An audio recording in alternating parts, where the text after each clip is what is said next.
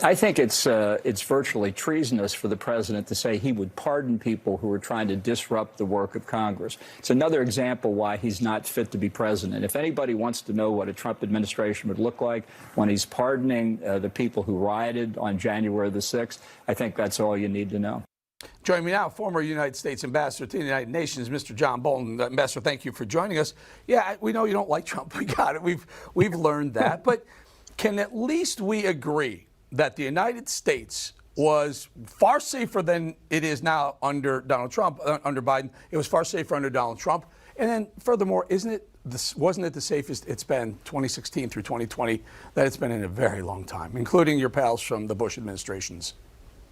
And the Reagan administration. No, I think the country is unsafe under Biden for many, many reasons, but I think it was unsafe under Trump for other reasons. Now, that's not to say that things weren't done during the Trump administration that made the country safer.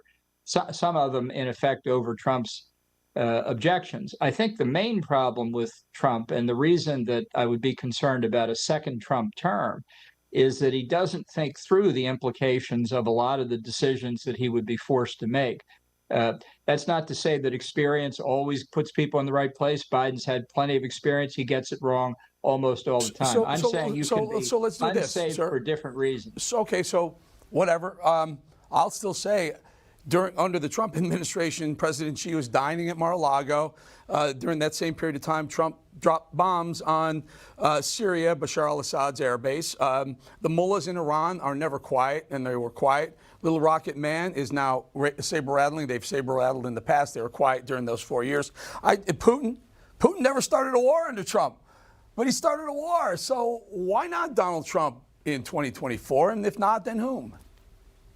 Well, in the case of Putin, you have to remember there was an election in Ukraine in 2019. It was possible, unlikely, but possible that a candidate more amenable to the Russians would have been elected. So at that point, Putin had no particular reason to consider military action. I think what he was waiting for, if Trump were reelected, was to see if Trump carried through on what I certainly feared, which is Trump withdrawing from NATO. If he had done that, then the invasion of Ukraine would have been a lot easier. I mean, I'd be happy to go down the list with North Korea and Iran and all the rest. So may I ask, and you're the ambassador to the United Nations, but I don't know that Trump was ever threatening to withdraw from NATO other than to get NATO to pay their fair share. 2% of their GDP was supposed to be used towards NATO, the defense fund, and no one did it except us. Well, a lot of countries did, not all did, and I think Trump was exactly right in saying every member of NATO should live up to the commitment that he made. But, you know, Eric, if you just read my book, you would see where there are passages about Trump discussing his views of NATO. He was very negative on NATO. Pressuring the Europeans to do the right thing to strengthen NATO, I think, was the correct policy. But I think Trump, because of his feeling about the unfair trade negotiations with the Europeans and other reasons, really wanted to get out of NATO. He was being encouraged to do that by some of his advisors, and I really think he came very close in the summer of 2018. I was there for a lot of that. I spoke to him quite often. I think most of that kind of veiled threat of leaving NATO, and the world didn't want that to happen, was to get them to pay their fair share. Ambassador, you sound very, I would say, almost pro-Trump on this interview, yet so many times I watch you on CNN and it goes the other way. Take a listen to use respect. Let's call soundbite respect. Let's listen to that one. Trump has this impression that foreign leaders, especially adversaries, hold him in high regard, that he's got a good relationship with Xi Jinping, Vladimir Putin, Kim Jong-un. In fact, the exact opposite is true. I have been in those rooms with him when he's met with those leaders. I believe they think he's a laughing fool. Okay, so let's come on out. You know, okay, so he's a laughing fool, and you were worried about the respect, and I would argue, screw respect, fear the man.